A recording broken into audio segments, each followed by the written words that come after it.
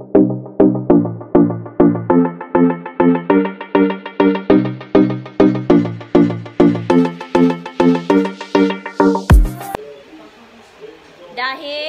unang araw ng pasukan, ayan, excited ang aking mga anak. Si Kambal, excited. Ang aga pa, alas 9 pa lang, bihis na. Ang pasok ay alas 12. O, ayan o, yung isa o, excited na. Hindi mo na excited? Excited nga kayo, alas 11 pa nga kayo ihahatid. Mga excited sila guys, pumasok. Bantay, hindi mag-aral mabuti ha, sa sobrang excited. Ihatid namin sila guys kasi, syempre, transfer sila. Eh, magpapakilala yan sila doon. Ihatid tsaka hindi nila alam yung anong classroom room at magtatanong ako doon, yung mga group chat. Ano ba yun? Sa group ng section nila. O yan, hindi na makapag-antay kanina pa. Mamaya guys, ay may amaya, mga 11 ay ihatid namin sila sa kanilang school. Mamaya na, Mau, Katlin. Kaya nga, excited naman kayo masyado eh. Bantay pag di kayo mag-aral lang mabuti ha. Pag first day, mga excited sila guys. Tingnan na lang natin sa kalagitnaan kung mag-aral lang mabuti.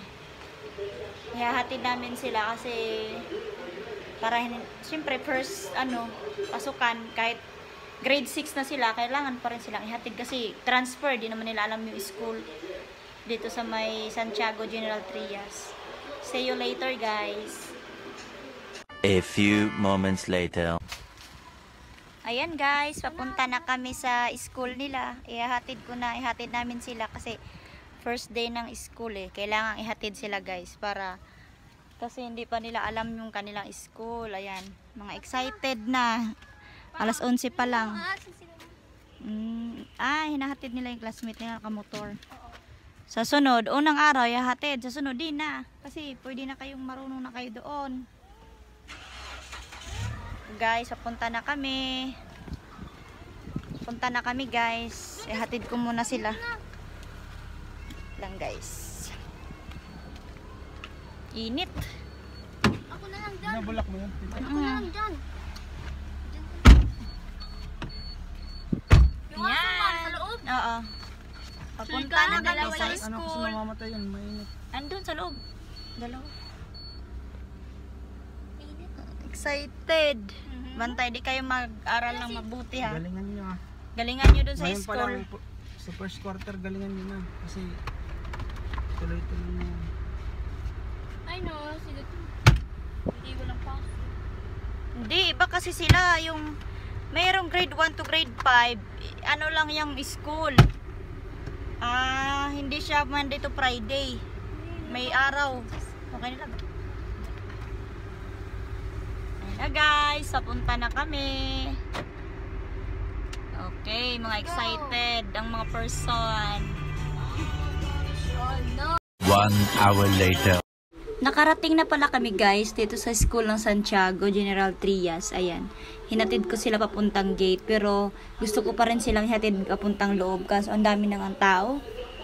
Ayan sila, naglalakad na kami papuntang entrance. Titingnan namin kung ano nang mangyayari pagdating dito, kung organized ba or ano bang ayos ang gagawin nila. A few moments later. Sa wakas, nakapasok na sila doon sa court. Doon daw muna sila magumpukan lahat bago sila papasok sa school, sa kanya-kanyang section, tsaka sa kanya-kanilang teacher.